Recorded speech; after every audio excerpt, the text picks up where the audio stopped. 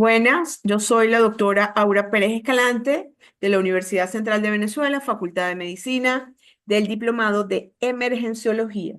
En esta oportunidad voy a hablar de la epistemología de las emergencias prehospitalarias. Dentro de los contenidos correspondientes al diplomado se encuentra este. Y empecemos por definir qué es la epistemología. La epistemología se enfoca en el estudio de la naturaleza y validez del conocimiento. Cuando nosotros hablamos de la validez del conocimiento, me permite a mí de una u otra forma examinar cómo se adquiere, cómo se aplica y cómo se valida ese conocimiento adquirido. Entonces, la epistemología analiza si ese conocimiento es realmente válido y cómo lo adquiero, a través de qué medio y cómo, luego de ese procesamiento, lo voy a aplicar en mi práctica o en mi vida diaria.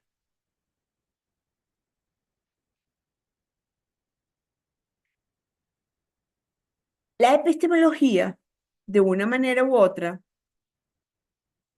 permite, sobre todo en lo que es la emergenciología, que es la unión de la atención hospitalaria y la atención prehospitalaria, estudiar el conocimiento en el campo de acción de la atención desde una perspectiva holística. ¿Qué quiere decir esto? Nosotros atendemos tanto en las emergencias hospitalarias como en las prehospitalarias al ser humano, a la persona, con su realidad social, con su todo, en forma integral y holística. Por eso es tan interesante analizar la epistemología de lo que es la emergenciología, porque como une dos ambientes tan diferentes, pero a la vez centrados en un ser humano, en una población, permite vincular la atención con ese ser humano, con su realidad social y verlo de una perspectiva holística.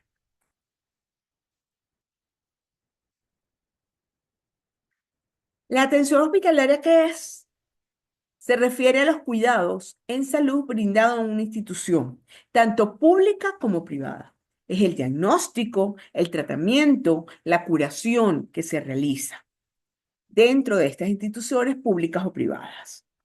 Me permite a mí entonces, de una manera u otra,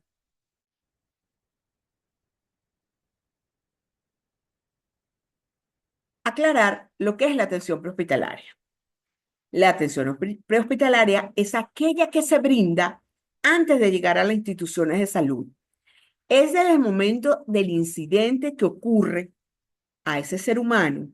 Puede ser un accidente en la vía pública, puede ser un accidente en su casa, en su colegio, si es un niño, un adolescente, en su universidad, si es un adolescente o adulto joven o adulto mayor, si ya es un profesor.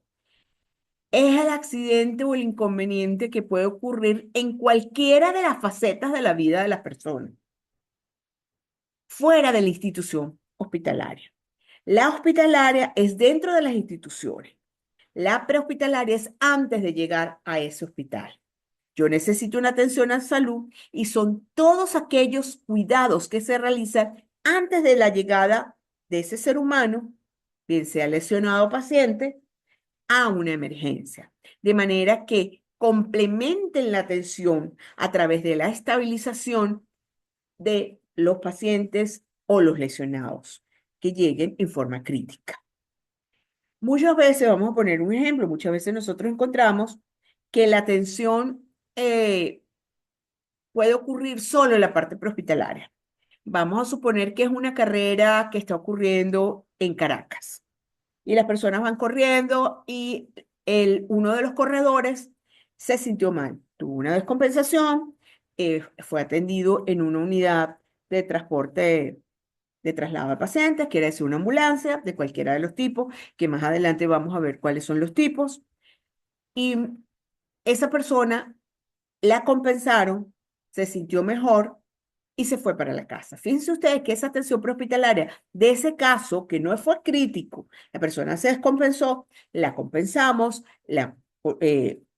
se reactiva, tiene todos sus signos vitales normales, se siente bien, puede retomar a su casa luego de la carrera, la pudo culminar o no, pero luego de que fue atendido en una unidad de ambulancia, esa atención prehospitalaria termina allí.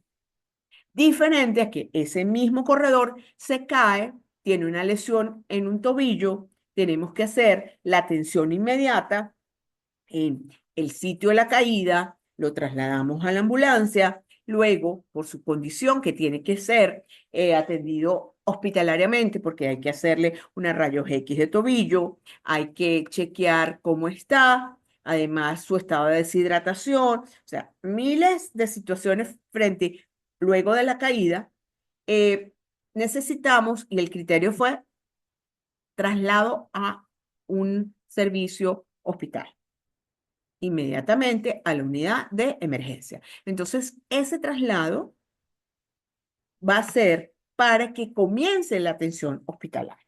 Eso es importante ver las dos áreas de lo que se compone realmente la emergenciología. Pero vayamos otra vez con la construcción, porque estábamos definiendo, pero vamos a ver cómo construimos el conocimiento y cómo nosotros mismos construimos nuestras definiciones. ¿Sí? Quiere decir que nuestras definiciones salen de una experiencia clínica, que nosotros sabemos qué es lo que ocurre antes de llegar al hospital y lo que ocurre en el hospital, de la investigación y la formación profesional que tenemos, porque nosotros a través de cada una de las asignaturas que vemos a lo largo de nuestra carrera, sea la carrera que sea en el área de ciencias de la salud, hacemos investigación y vemos libros y vemos folletos y buscamos en internet, buscamos en Google Académico, buscamos los artículos y estamos permanentemente investigando para obtener información y crear el conocimiento y crear esa construcción del conocimiento, de las ideas, de los conceptos. Entonces, todo eso es importante reconocerlo a través de la epistemología. Cuando nosotros hablamos de, ya tenemos el conocimiento, ya tenemos esa cantidad, ese background de información acerca de los términos, de las áreas que abarca, tenemos que empezar a pensar un poquito en la ética de mis conceptos y la aplicabilidad de la ética al momento de trabajar. Entonces pensamos en la ética laboral, en la ética profesional. Y es importante entonces, de una manera u otra, decir que es la ética. Y la ética desempeña un papel crucial en la atención de salud. ¿Por qué? Porque garantiza el respeto a la dignidad humana, la confidencialidad, que hay un error de tipeo aquí con dos F, y la equidad en el acceso a los servicios de salud. ¿Okay? Cuando nosotros pensamos en la ética, que es el por comportamiento que vamos a tener frente, si es malo o bueno, pero vamos a tener una ética profesional, respetamos esa dignidad, la confidencialidad y la equidad, la posibilidad de acceso a los servicios de salud de ese ser humano que atendimos en la parte prehospitalaria. Pero además es importante, más allá de la ética, pensar en la bioética. Y la bioética tiene 4 principios fundamentales. Vamos a hablar de la autonomía, de la beneficencia, la no maleficencia y la justicia, donde presentan una relación con el equipo interdisciplinario de salud, el paciente, la simetría en que el consentimiento informado al paciente es prioridad. Entiéndase que debe ser informado de todo lo que se le va a realizar, tanto en la parte prehospitalaria como en la parte hospitalaria. Fíjense, algunas personas dicen, no, pero ¿para qué le vamos a informar si él no sabe? De todos modos, tenemos que informarle. Cada uno de los procedimientos, invasivos o no, que se le van a realizar a la persona, hay que informarle. Vamos a sacarle o vamos a tener una extracción de sangre. ¿Para qué y por qué? Para saber cómo están sus valores en sangre. ¿Por qué? Bueno, porque es necesario para tener datos complementarios a la evaluación que se le hace en la emergencia, que usted tenga unos exámenes de sangre. Solamente yo no le estoy contando, fíjense ustedes que yo no le estoy contando cuál es su diagnóstico. Yo no estoy sobrepasando la información que le estamos dando. Simplemente le estoy dando una explicación lógica de por qué se va a hacer un procedimiento. ¿Por qué me van a hacer un eco? Él tiene el derecho a estar informado. Él tiene el derecho de decir sí o decir no. Y a veces nos dicen, no, no quiero ser trasladado, no, no quiero ser atendido, porque no le explicamos las razones lógicas de nuestro actuar en salud. Si yo estoy en la parte prehospitalaria y consigo una persona que no quiere ser trasladada, debo explicarle por qué la razón de su traslado. No solamente a esa persona lesionada o enfermo o paciente, sino a sus familiares, porque quien muchas veces se niega a ser trasladado es por los familiares. Cuando es atendido una persona en una emergencia, ya iniciando el proceso de hospitalización de su eh, permanencia en un hospital, en un servicio de salud, como es un hospital o una clínica, debemos informarle de todo lo que se le vaya a hacer, de manera que ellos entiendan, y digo ellos, porque es el paciente lesionado o enfermo, que de una manera u otra hay que informarle y hay que informarle a la familia. Esto es importantísimo en todo lo que es el manejo de la emergencia. Es importante, ¿por qué? Porque si nosotros tenemos un ser humano que nos dice, le decimos, vamos a administrarle un analgésico porque tiene un dolor muy fuerte. Y ese ser humano te dice, no, porque yo soy alérgica o alérgica a los AINES. Tú no puedes decir qué va a saber esta persona de es alérgica o no es alérgica a algún medicamento. Señores, tenemos que respetar esa información, porque muchas veces violentamos esa información y se nos explican los cuadros. Un dolor, entonces le administramos cualquier analgésico y automáticamente la persona resulta con alergia. Y el cuadro alérgico se complica y la reacción al tratamiento que le indicaron, porque es alérgico, se complica y se nos complica una guardia. Entonces, esa información que nos da el paciente, soy alérgico a todos los analgésicos, soy alérgico a todo lo que se le ocurra, hasta la Atamel, nosotros de una vez tenemos que pensar, este señor debe tener una información interesante del mismo. Esperemos que venga el médico y realmente, ni siquiera si yo soy el R1 del servicio de emergencia, debemos pensar que sí debo oír al paciente. Si yo soy el enfermero o la enfermera de ese servicio, tengo que creer en esas palabras, en él, porque no puedo estar violentando la administración de un tratamiento donde el señor sabe o la señora sabe que son alérgicos. O sea, tengo que tener mucho cuidado en esto y ahí empieza la atención bajo los parámetros bioéticos y la atención para los parámetros éticos. Veamos qué diferencia hay entre una emergencia y una urgencia.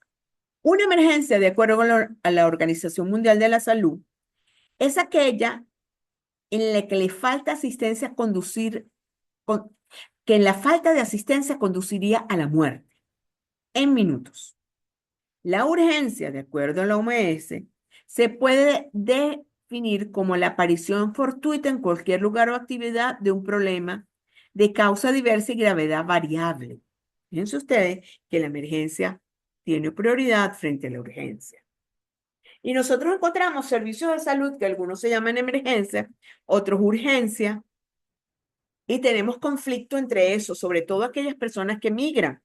En algunos servicios en el extranjero se llama urgencias y no emergencias, porque es una urgencia, porque puede esperar que se clasifique a través del triaje hospitalario, que es diferente al triaje prehospitalario, que ya también lo vamos a ver más adelante. Y entonces la emergencia es aquella que en minutos puede conducir, si la atención no se da, en minutos puede producir la muerte. Entonces, tenemos que como estar muy claros y saber que en otras latitudes, en otros países, se llaman diferente el lugar, el servicio de atención, donde inicia la atención de las emergencias que nosotros trasladamos o de los pacientes que nosotros trasladamos, tiene otro nombre. Eso es importante que entendamos. Entonces, en la atención prehospitalaria es aquella que se presta a la comunidad cuando se pretende una urgencia, una emergencia o un evento adverso. Ya lo decía en láminas anteriores, es aquella antes de llegar al hospital. Comprende los servicios de salvamento, atención de transporte que se presenta a enfermos lesionados fuera del hospital. Fíjense ustedes que cuando nosotros hacemos esas campañas preventivas, óigase bien, preventivas en temporadas como Carnaval, Semana Santa, que se planifica una cantidad de trabajadores del área de la salud, porque son trabajadores del área de la salud, bien sea bomberos, policías, personas de seguridad, para que estén en áreas preventivas antes de llegar, suponte, a la playa o antes de llegar a la montaña, para evitar accidentes, para evitar problemas, para evitar emergencias y urgencias. Entonces, toda esta gente que trabaja allí, de una u otra manera, está haciendo prevención para la atención, el salvamento, el transporte, no solo a los enfermos, sino a los lesionados antes de su llegada al hospital. Hablemos de lo que son los eventos adversos. Son alteraciones en las personas, la economía, los sistemas sociales y el medio ambiente que demanda la respuesta inmediata de la comunidad afectada. Piense usted en la foto. Esto es un evento adverso. Inmediatamente tenemos que actuar con resolución local. ¿Ok? ¿Y cuál es el origen y la clasificación de estos eventos adversos? Pueden ser de origen natural, entonces vamos a pensar en terremotos, erupciones volcánicas, inundaciones, tormentas, lluvias muy fuertes, que por las malas estructuras de las construcciones cerca de las grandes ciudades, vamos a encontrarnos con problemas de inundaciones, de casas que se caen, cerros que se desploman. Entonces, estas son de origen natural, pero porque son dadas por lluvias muy fuertes o inundaciones muy fuertes. Entonces, la complicación de cómo está estructurada la ciudad va a llevarnos a esto. Los antrópicos son los que provienen de la amenaza provocada por la actividad humana, pueden ser tecnológicas, fallas industriales, derrames petroleros, revueltas civiles y de una u otra manera aquellas estructuras que están mal construidas cerca de los ríos, y entonces pensamos las inundaciones, las lluvias fuertes. Entonces, el antrópico es aquella que ocurre por algo que el hombre hizo. El hombre y la mujer, el ser humano, la población construyó a orillas de un río, a orillas de una quebrada, y cuando hay lluvias fuertes, el río busca su cauce original y las quebradas también. Cuando son eventos mixtos, cuando son naturales y la mala construcción da deslizamientos en las zonas de riesgo y automáticamente por la lluvia y por la mala construcción ocurren los eventos antrópicos, pero son mixtos con fenómenos de origen natural, antrópicos y causan daño a la población. Es interesante ver entonces la clasificación de los eventos adversos.